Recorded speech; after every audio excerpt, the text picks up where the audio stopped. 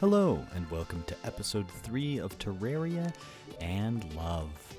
Today I did something a little bit differently, so I recorded my footage, and now I'm separately recording this audio, which lets me do some pretty cool things. For example, I can trap you in a single frame for all eternity. But I won't do that because I'm not a terrible person.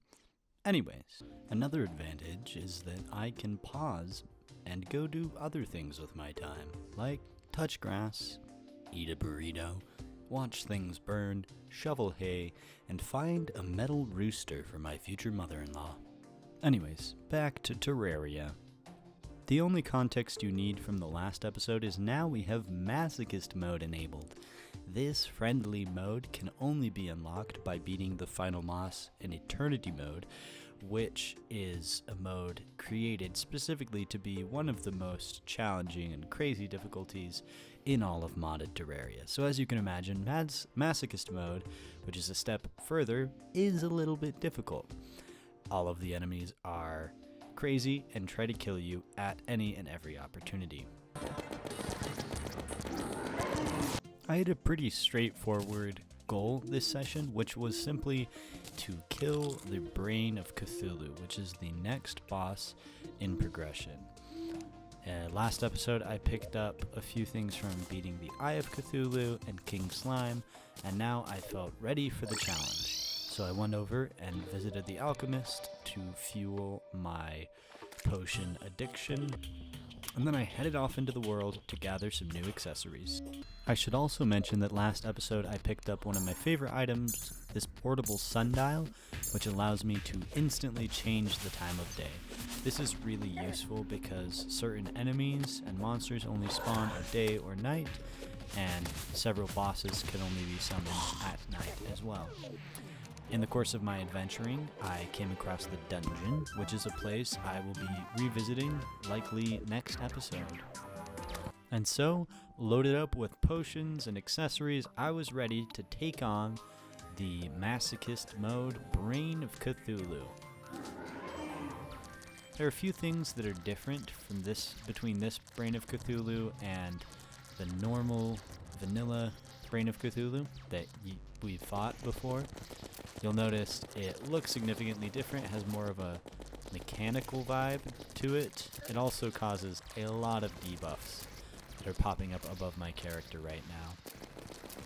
However, even with these changes, and even with the Ichor blasts that it's sending out and I'm having to dodge, it really wasn't that hard to get through Phase 1. However, Phase 2 is when everything changed. I'd never seen any of these attacks before, they were all new and dealt a lot of damage, and in addition to that, the most confounding part of this whole experience was the Confused debuff. Now, Confused is a debuff that switches all of your controls, it inverts them. So, in order to go left, you have to press right, in order to go down, you have to press up. And every time you hear that screech and there's the red circles, that debuff is activated or deactivated. So every few seconds during this whole fight, your controls are switching, and that was something I was completely unprepared for, and so I did not last all that long during this boss fight. Attempt 2 went a lot better. I started to figure out some of the attacks, but the backwards controls was still really tripping me up. And so while I managed to survive a little bit further and dodge a few more of the attacks, I still wasn't really sure how to handle this boss. The first phase was relatively easy and straightforward. Just dodge the Ichor and shoot the little nodules that would come flying at you.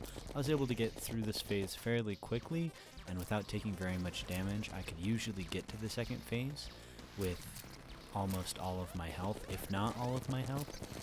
But the problem was that in Phase 2, the boss is teleporting around and creates all these copies of itself, and only one of them actually takes damage. So I started using the Mini Shark instead of my Grey Zappinator because I was just going for the biggest spread of bullets instead of accuracy. I tried the Zappinator a few times, but it really wasn't dealing as much damage as I wanted. And when all of these clones were created, I needed to hit as many of them as possible, as quickly as possible, and the Zappinator just wasn't doing that for me. So after a few more attempts, I decided to try building a new arena to see if that would help at all with my problem. I built this one in the jungle so I'd have more space to spread out and I wouldn't have to worry about my NPCs at all. And that helped a little bit, but it wasn't making enough of a difference. I was still losing pretty badly. I tried using the slime mount and that didn't really help either. And so I was faced with a bit of a conundrum. Deciding to fully commit to the mini shark, I sold all of my possessions and bought a bunch of bullets, which I then turned into an endless musket pouch, so I wouldn't have to worry about buying bullets over and over and over again. I also Googled someone who fought this boss hitless, which is something that I commonly do when I run into a really, really difficult boss in any context. If I just feel I'm not making progress or I'm not sure how to deal with something, I watch how someone else deals with them, and that really helps me understand what kind of movements I should be making and how I can beat this boss. Armed with this new information, I returned and fought the boss a few more times, and while my movements were a little bit better and I was getting used to the confused reversed controls constantly switching, it wasn't the jump in progress I was hoping for. So after a few more attempts, I decided to try a new weapon. Last episode, the missing episode, I got this bow called Blood Rain, which shoots down arrows from the sky. And one of the things I thought was really holding me back was I wasn't hitting the boss very much in its second phase because I didn't have any idea where it was. So I figured if I had a weapon that just fell from the sky and hit kind of everything in its path, that would be better for the second phase. And so I tried with the Blood Rain for a couple of attempts, and I got some potions that would help out improve the damage of my arrows. But ultimately, that wasn't dealing much more damage than the mini shark, but it was significantly more difficult to dodge the attack where he creates a bunch of clones that I have to shoot or deal damage to.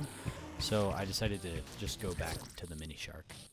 And so after many attempts and optimizing my loadout a bit more, I came to this point where I have no idea what's going on the screen, but I could see the health bar was almost all the way down, and I had quite a bit of health left, and I thought this might be it.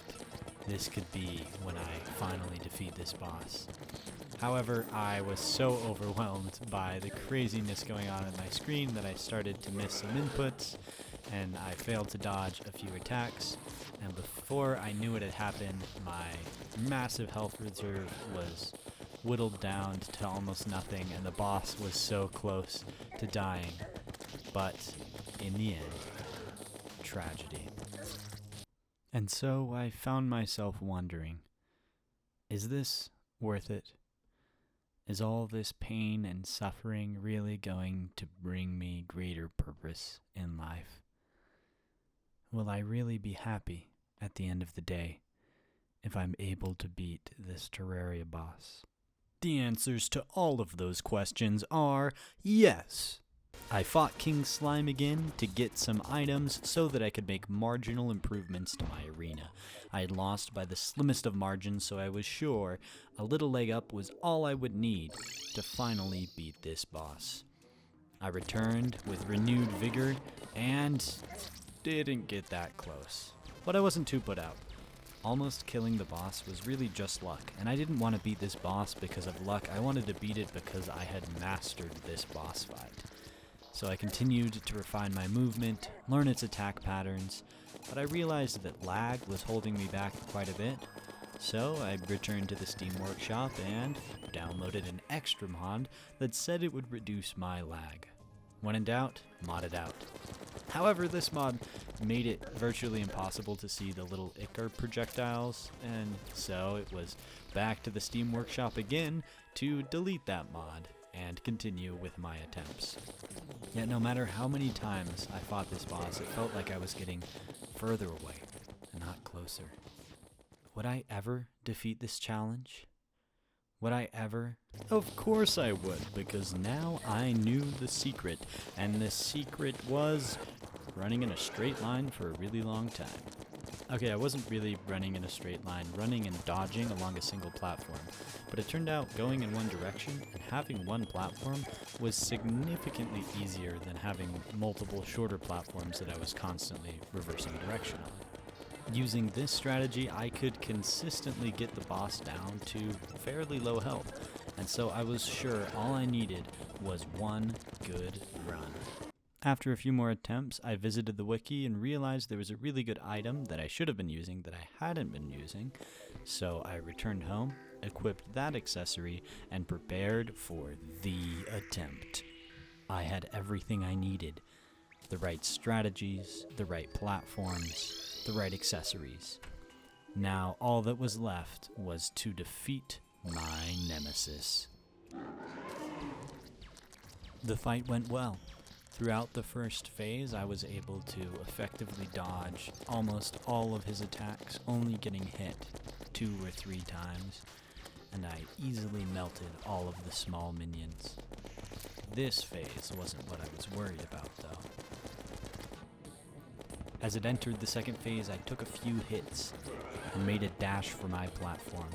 As I dodged now familiar attacks, I felt confident. Felt like this could be the one. Being so confident dodging attacks, I was able to focus more on locating the brain and dealing damage to it. As a result, I was able to get through the second phase health bar far quicker than I ever had before. Eventually, the boss was down to a sliver of health while I still had all of my health. But then, I started to take hits. My massive health reserve was whittled down until I would die in a single hit. The boss was so close and I did it. I defeated my nemesis of the day. There are still a whole lot more bosses and a lot more nemesis to go through. But I got a good item that gives me little minions to protect me from projectiles, and I'm happy for the day. So that's episode 3 of Terraria and Love, proving once again that your boyfriend is a savage. Have a nice day.